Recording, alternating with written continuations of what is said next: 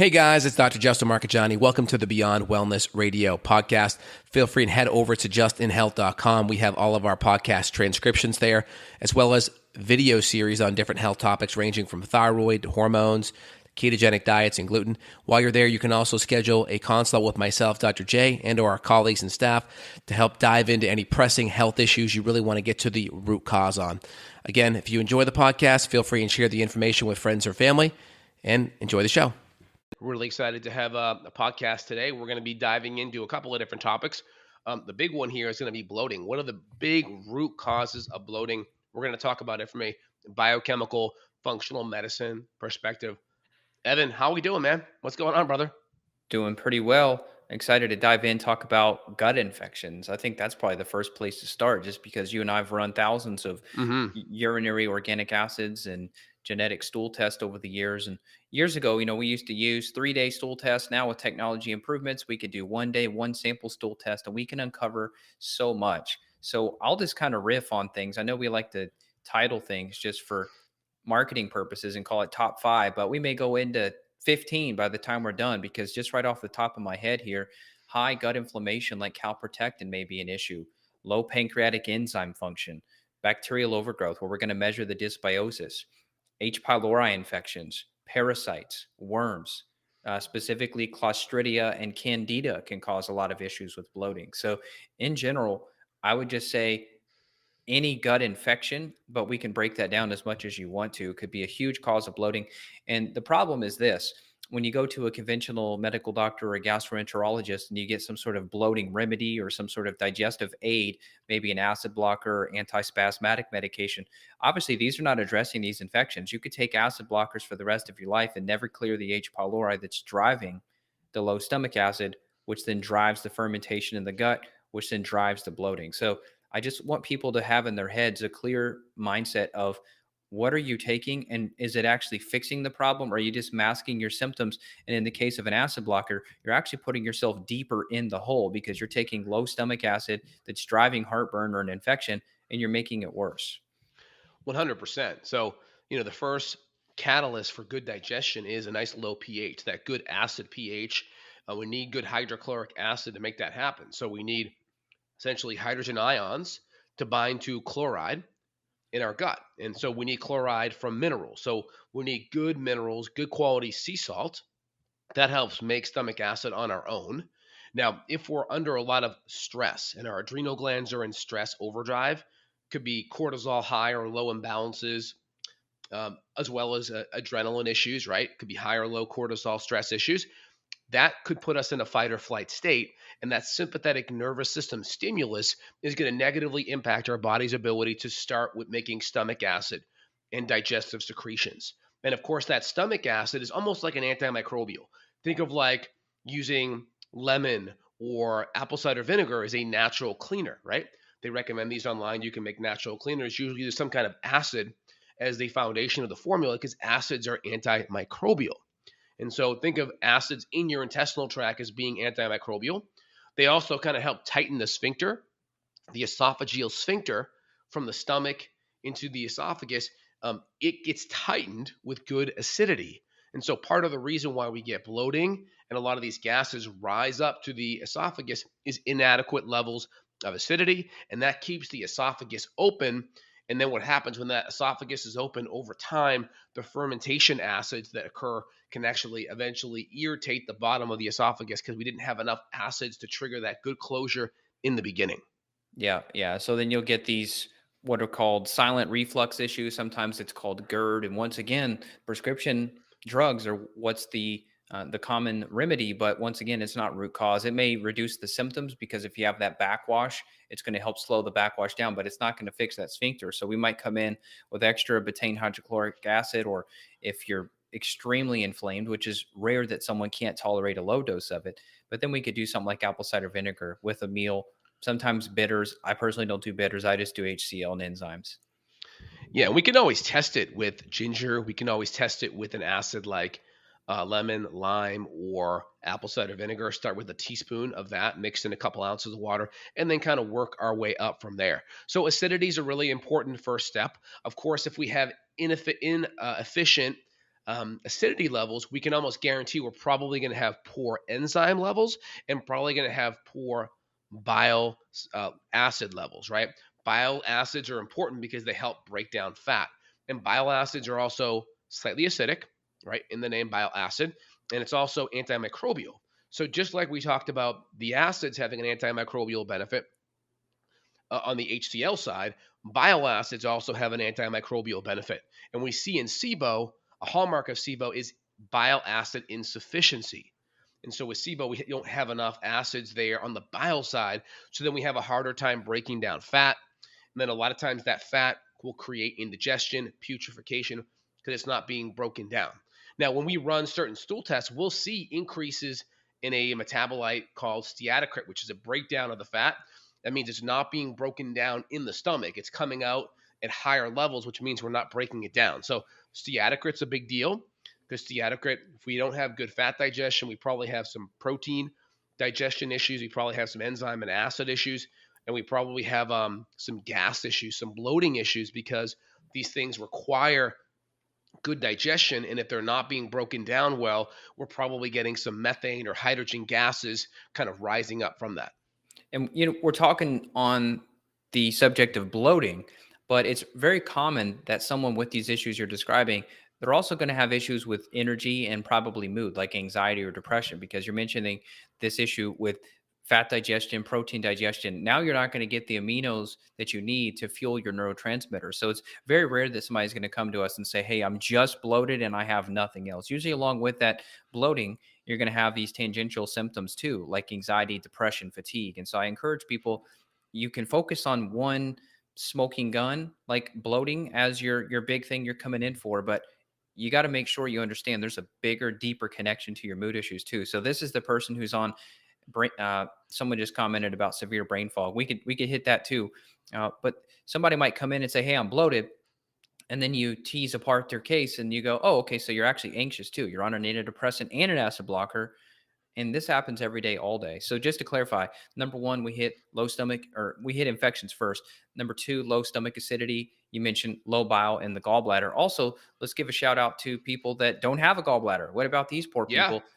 They're going to need a lot of supplemental Yep. help for the rest of their life. And so, unfortunately, this is a very, very common procedure done in the US where the gallbladder is removed.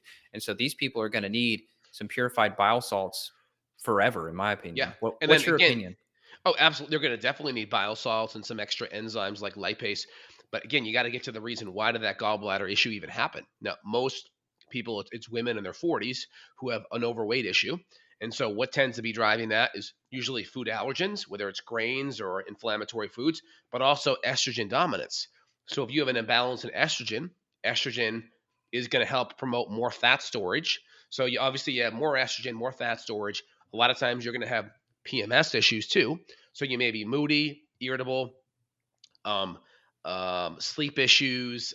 You could have fibrocystic breast issues, tenderness, a lot of pain around PMS time. So you got to get to the root cause of that as well. So we started out with just bloating, but you can see how then this estrogen issue can affect bile levels and good bile flow, because estrogen causes everything to get really stagnant and not flow well. And then you start having mood issues and PMS issues and maybe even fertility issues. So you can see how you start at one point, which is bloating, which is the topic of the video, but then it can spiral down these other kind of tangential pathways. Yeah, not to mention too, let's just say it started out with heartburn. I just want people to kind of visualize this. So let's say it starts out with heartburn. You go to Target and you buy Prilosec, which is over-the-counter acid blocker medication. You reduce your stomach acid even more, but you feel some relief from the heartburn. And let's say your spouse had H. pylori.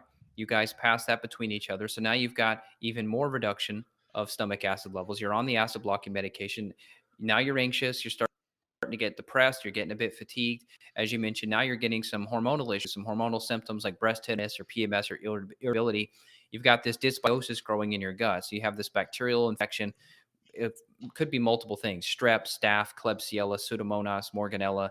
And now you've got beta glucuronidase issues. Now you're recirculating all this estrogen. You're creating more problems with the gallbladder. Maybe you get the gallbladder removed. Now you're in really big trouble. Then that leads to the diet. So then you read some guy on the internet who says you need to be doing 70 to 80% vegetables. So now you're doing all these veggies and you're even more bloated and you're even more gassy and you don't know why. So you're hitting broccoli, you're trying to force all these leafy greens down, a lot of raw vegetables. Maybe you're doing a lot of avocado, these higher FODMAP foods that are fermenting in the gut. This is a case where you've got to really, to me, the best, most beneficial thing I've seen for these cases, get the diet very simple, focus on good quality animal proteins, and for a time being, minimize your vegetables so that you can let the gut rest. Yeah, absolutely. From a solution standpoint, yeah, good proteins, good fats, and then if we're going to do vegetables, make sure they're cooked, steamed, sautéed. Maybe use an instant pot and try to make sure they're on the lower fermentable side. Now, that being said, next, what's another driving factor of bloating? Increase in fermentable vegetables. Now, people are hearing all kinds of things about probiotics being helpful. Well, they are. There's a lot of good benefits to probiotics and the microbiome and the endogenous nutrients they produce. They, whether it's vitamin K2, whether it's different B vitamins, really helpful. It also produces acidity, which helps keep a lot of bugs and bacteria from growing in the gut. Totally helpful. Now, if you already have a lot of bacterial overgrowth and bad bugs growing, sometimes these extra good bacteria can actually cause more bloating, more gas. And then, of course, because they're fermentable, they can also create histamine too. So the histamine may create more brain fog, headaches, more disruption there. So you may have more histamine symptoms. You may have more motility issues because they're producing hydrogen, methane gases, maybe, and that may cause either diarrhea on one side or maybe more constipation on the other side. Definitely possible. Yeah, yeah, good call on the histamine. And so some of these bacteria in your gut, they're going to be releasing histamine too. So if you're combining high histamine foods, you're doing leftovers, let's say last night you made a steak, you're cooking that leftover protein, that's going to be higher histamine combined with the histamine being produced from this bacterial overgrowth problem. Yeah, you mentioned brain fog, skin flushing, rashes. So once again, here we are talking about bloating, but we're trying to elucidate this big spider web of other symptoms that may be going on. Correct. Also, what about a a stress component, meaning someone just simply not chewing enough, they're rushing through their meals? I mean, I think just from a Yeah. mechanical perspective, Yep. if you look at your average person, I mean, I saw somebody on the highway the other day. I don't know if it was a donut, a piece of pizza, it was some kind of junk. I couldn't tell exactly what it was, but either way, there's still people trying to do makeup, scrolling on their smartphone, eating a piece of pizza, all while driving on the highway at the same time. And we wonder why they have digestive problems. So maybe you talk about the impact of not being settled when you're eating and this sort of Oh, like totally. this parasympathetic process that digestion is supposed to be. Our ancestors, they didn't have that level of stimulation while they were trying to eat. I mean, maybe there was a wolf trying to come get their bison kill, but beyond that, there wasn't this big sympathetic stress underneath all of our meal times. Yeah, we kind of started out the video talking about the parasympathetic sympathetic balance and how important that is because the parasympathetic is part of that rest and digest that gets the digestive secretion going. It stimulates all the blood flow into the organs, into the intestines. So, of course, setting really good boundaries for your meal. I recommend kind of go into a meal 5 or 10 minutes, just kind of relax, do some deep breathing, have some appreciation about your day, the food in front of you, just whatever blessings you have in your life. Just try to really get into that parasympathetic state with just good breathing in the nose, right? 4 or 5 nasal breaths in and out. Focus on whatever's good in your life, appreciation, what you want to manifest, whatever you have to do, whatever kind of resonates, prayer to put you in that state where you just feel better. And then go into that meal, keep it quiet. Or if you want to listen to something that kind of allows you to feel good and feel rested or relaxed, that's fine. And then go into that meal and make sure you chew your food really well. Try to avoid a lot of hydration with the food. A couple ounces of water for swallowing some pills or digestive support's fine. But try to go into that meal like I just had to have a good routine, get some good hydration ahead of time, try to go into some kind of a meditation or prayer for 5 or 10 minutes ahead of time to really get that parasympathetics going, and then go into your meal. And then really just try to chew things up pretty well too. About 30 chews per bite of food on average. Kind of get your food chewed up to about an oatmeal like consistency. So it's really broken down well. That will allow the enzymes and the acids to work a lot better too. Yeah, you know what's interesting is a lot of people are kind of pressured into these business meetings, like with their boss or with their coworkers. There's this like work meeting lunch deal where people are going out with people they probably wouldn't associate with outside of the workplace, and they're going and eating with those people. And so I would just tell you, if you don't like it and that's not your vibe, don't do it. If you feel more comfortable and more relaxed eating by yourself, don't do it. I mean, I remember I've had some stressful conversations over lunch and dinner tables before with people over the years, and I leave feeling like I didn't eat anything.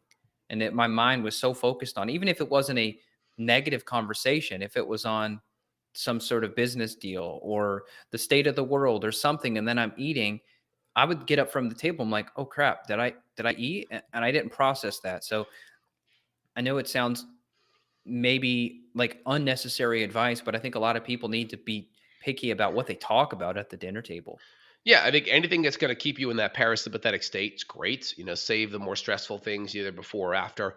And I think also just have good boundaries. Try to make sure you get at least 20 minutes for a meal to yourself. I mean, if you don't have 20, if you can't put 20 minutes in your schedule for you to consume some good food and put yourself in that parasympathetic states, then you got some boundary issues and you got to really work on roping in your schedule and getting some control over it, at least so you have that 15, 20 minutes to yourself and you can really process that food well.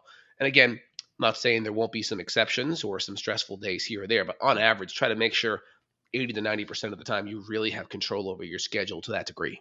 One of my favorite things to do, even in the wintertime here, if I've got blue skies, I'm taking my shirt off. I'm going to sit on my front porch where I've got a nice, comfy front porch patio chair, and Hmm. that chair's warmed up by the sun. So I'll just take my shirt off, sit there barefoot in the chair, and eat my bison burger for lunch. And the sunlight is a mast cell stabilizer. So I noticed the sun helps me if I have any kind of food reactions. The sun will stabilize that. Obviously, there's nitric oxide benefits. There's likely some nervous system benefits, some circadian rhythm benefits. So for me, if you can get fresh air on your lunch, that's great. And what the heck does sunshine have to do with bloating? Well, I mean, there's even some studies on sunlight improving the diversity of your gut, and we're Wow. inside all the time now. So if you just type in like sunlight microbiome, you can read the papers on this. This is in a microbiology journal about how exposure to the UV rays can improve the gut diversity. So it's no surprise that all these people in offices buildings all day, they've got poor diversity, obviously from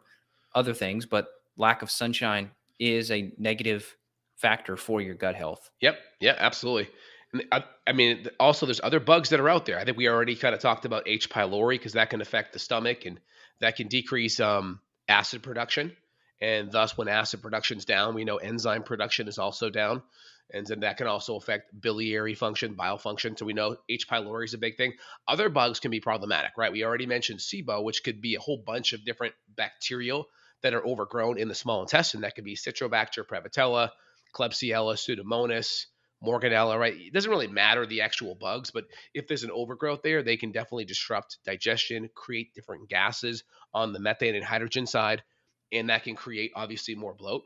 Other parasites can cause problems too. So we see things like Blastocystis hominis, right? Ehisto, D. fragilis, Giardia, Cryptosporidium. These are all other bugs that can be problematic. And then even things like fungal overgrowth, Candida overgrowth, whether it's a Rhodotorula species, albicans species, these types of imbalances can cause problems. So it's good to test and really make sure that we look at the whole microbiome and see what's out of balance or not. And then from there, food wise, I mean, of course, just general refined sugar, refined grains, right? These, processed foods, excess fiber, lots of raw vegetables, fermentable carbohydrates, right? These things are going to be on the list as well. And so we'll kind of add those there. There's a lot of different things that we have to look at. So I kind of gave you the top 5 or 6 on this list. Anything else, Evan, you want to add to it? Well, I would just say that if you're coming into this conversation, you're listening, maybe you don't have much background in listening to people like you and I talk functional medicine strategy. Some of this may just go right over your head. You may just tune out because you're hearing these things which sound exotic and they sound rare, like H. pylori. I don't have that. Giardia. What the heck is that? Blasto. I don't have that. I just have bloating. The reality is these are very, very common things. The problem is the testing that's used in the conventional gastroenterology world is very outdated and very insensitive, meaning there's a lot of infections that go missed. And even if these infections are tested for, it's not likely that you're going to find an accurate result. And so, what we're talking about, these are not rare situations. You and I, between us both, we've seen several thousand clients and patients across the world over the last decade. And we can tell you that these issues are something we see every day, all day. So much so that, in fact, when I see a whole big list of infections on the stool test, I don't get shocked by it. It's like, yep, that's it. That's what we've got. So if you're listening to this and you're like, man, that's not me. I'm just bloated and tired. Well, there's a reason for that. And so I highly recommend you get tested, figure out what the heck you got going on, because if you're not testing, you're guessing. And if you're going and taking probiotics or random enzymes and you don't feel better, or you're confused about what you should actually be taking and not taking, and you're building up a supplement graveyard, it's time for you to get tested and figure out what the heck you're up against. And so if you need help, you can reach out clinically. Dr. J is at justinhealth.com. You can reach out and do consults worldwide. So we jump on a video call just like we're doing here, Zoom, FaceTime, Skype. We can look at your labs that you run at home, and we can figure out what's going on and make you a game plan to get better. And if you need help, for me, it's evanbrand.com. And either one of us, Dr. J, Justin Health, evanbrand.com. We're here to help you. And the cool thing is you can reverse these issues, and you can get to a point where you don't even recognize your gut health. I mean, if I look back at myself, even 10 years ago, I had such severe IBS.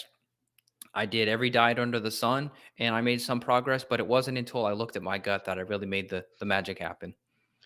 100%. And so just to kind of highlight a couple things out of the gates, we'll put some links below as well to some of the lab tests that we recommend, whether it's the stool testing, whether it's the organic acid testing, which does look at bacterial and yeast metabolites.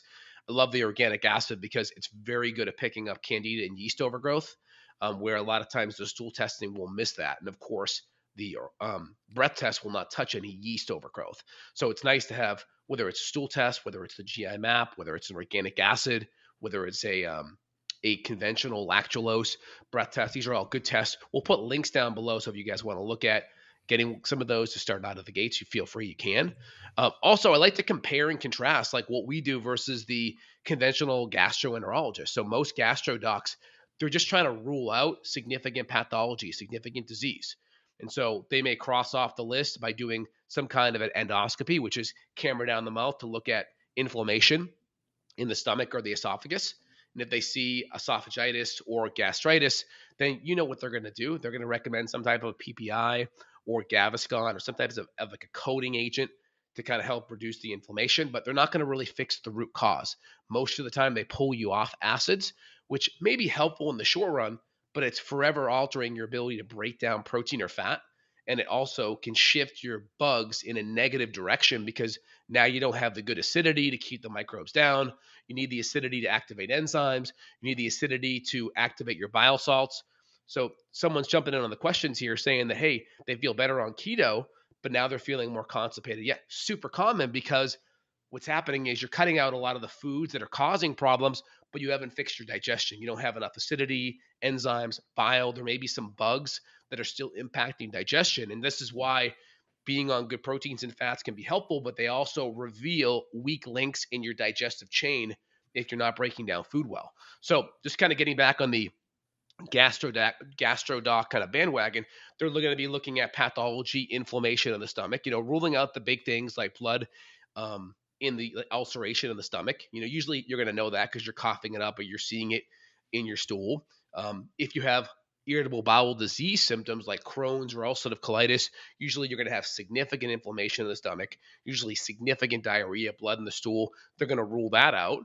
And then what? And then for the most part, once the big pathology things, ulcerations, cancer, massive amounts of inflammation are ruled out, they're going to typically give you like an IBS diagnosis, whether it's IBS-D for diarrhea or IBS C for constipation, and they're going to just manage whatever those symptoms are with different drugs. So if it's constipation, they'll use laxatives. If it's diarrhea, they'll use things like Imodium or Pepto-Bismol or anti-inflammatories. They'll just try to modulate the symptoms with drugs, and that's it. And they're not going to really get to the root cause. They're going to just try to spot treat. And then that's where people come to us, because over time, those drugs become less and less effective. You have more and more side effects. You're not fixing digestion. You're creating more nutritional deficiencies, maybe more gut permeability issues, maybe more autoimmune stuff. And so these patients then come to us because they're just tired of putting Band-Aids over Band-Aids over Band-Aids. Yeah, well said. I forgot to mention the endoscope procedure. That is super common. They wanted to do that on me years ago when I had IBS, and I denied that because even back then, I had read about these infections that people were acquiring from getting scoped, meaning the last person that they put the tube down, they didn't properly clean or sanitize that. So then they stick it down your throat, and then you leave the hospital just to investigate. And as you said, the only thing that's going to come out of that is they may say gastritis, which is super generic. It doesn't tell you anything about these infections, and they're not going to give you an herbal protocol to address the infections causing the gastritis. But now you've left the hospital with Clostridia or some other possibly antibiotic resistant infection that's evolved to evade the sterilizing and cleaning procedures. So I'm all about non-invasive, accurate functional medicine testing, and that's why we love what we do because there's very rare, maybe one every 5 years, is there a case where I'm like, yeah, you need an endoscopy because there's something crazy here. Yeah, usually with an a endoscope or colonoscopy, which is going to be going up the rectum to look in the colon, usually there's got to be blood in the stool, some type of significant inflammation, whether it's excessive diarrhea, excessive inflammation, excessive blood in the stool, excessive weight loss. It has to be at the extreme ends for that to make sense. Most people just have inflammation, and a lot of times the test won't kind of tell you enough about the root cause. They're just going to put you on medications to manage the symptoms. And that's where you're kind of stuck in between. Now, a lot of my ulcerative colitis IBD patients, they've already done that. And Yeah. so then it's like, all right, they've kind of already crossed that off their list. Any weird cancers, ulcers, it's already done. They know they're just being managed with Lialda, prednisone, a biologic. And then it's like, now what? Right. And so we still have to get to the root cause of that and get the immune system chilled out and figure out what stressors are there so we can get on top of that too. Yeah, I mean, I know you and I have seen countless emails being sent to us with pictures of colons and, different things from Yeah. these scopes. Like, hey, here's my scope results. What do you have to say about it? And the answer is always the same. Okay, there's something there. Let's work on the infections. And so, yeah, someone in the chat, Shelly, said yes, that they all recommended me every time I go to the doctor. So, yeah, I mean, that's all they've got. They don't have the stuff that we're using. Maybe in 20 years from now, you can go right down the street and get done what we're talking about. But for now, you've got to seek out somebody like us that's going to be able to help you. There's one person in the chat too asking about viral impact on the gut. It's real. I did a whole section of that in my Better Belly course about that virus in the gut, and so it's a big factor. Yeah, and just to kind of speak kind of on the line here, so we don't get censored. There's certain viruses that are out there, right? There's an ACE2 receptor site that gets impacted in these different viruses, and the ACE2 receptor site, there are a lot of them in the gut, and these receptor sites are really important for absorbing amino acids. And so, if you have any of these maybe chronic viral issues, one of the good things that you can do is actually extra free form amino acids to allow these receptor sites to absorb these amino acids easier, right? Think of free-form amino acids, they're already broken down. So if we have this chronic immune stress and you're having a hard time recovering from the immune stress, adding in some additional free-form amino acids can be very, very helpful on the healing side. Yeah, I've seen a lot, and there's papers on this too, but I've seen it clinically too. People post virus that will look at their stool. There's gut inflammation. There's low secretory IgA, so we can see there's been some damage, and so we have been able to resolve it. So yeah, we'll wrap this thing up. But if you all need help, please reach out clinically. We mentioned the websites one more time. Dr. J, it's Justin at justinhealth.com, me, evanbrand.com, and we're here to help you guys. So you can reach out, and we'll get to the bottom of this. And sometimes we'll even use some kind of an elemental diet with people that have chronic digestive issues, just because it can be hard breaking protein and fat down. And these are really good, important nutrients, but sometimes we just got to break it down for them. And using some kind of an elemental or a modified elemental, where maybe you make the first 4 to 6 hours of the day really easy to process in some kind of a smoothie or a shake that has most of the amino acids in a free form, maybe the fats more easy to process, like in an MCT oil or something like that. And then we use a lot of the vitamins and minerals all broken down. That can be very helpful and give the digestive system a chance to rest. And some people, they notice this because they just feel really good when they fast. And so if you fast and you feel really good, that's excellent, but you're still not fixing the problem of getting nutrients in the system. So that's where using some kind of an elemental type of shake can be really helpful. Yeah, well said. Well, I'm done. I feel like we covered a lot of good stuff here. Yeah, excellent. Yeah, I mean, someone asked one question about flour substitutes. It just depends on where someone's at. So flour, it's a processed food. So out of the gates, If someone wants like a starch, I recommend maybe a greener banana, maybe yucca, cassava, maybe a kaboka, spaghetti squash. Just look at some of the fibers, non-starch, or I should say more starchy carbohydrates that are going to be grain-free. See how you do with that. And then if you want like an actual flour, you can look at like an arrowroot, or you can look at like a cassava. Are pretty good because it's still grain-free, but it's still going to be on the process side. So ideally, try to keep it grain-free so you don't have all the extra gluten sensitivity connection with those. Yeah, definitely, definitely. That's what I was gonna say too. Potato, rice, a lot of these things can still create problems for people. I've had many people feel like crap on some of these gluten-free breads. So yeah, it's still processed garbage, is my opinion.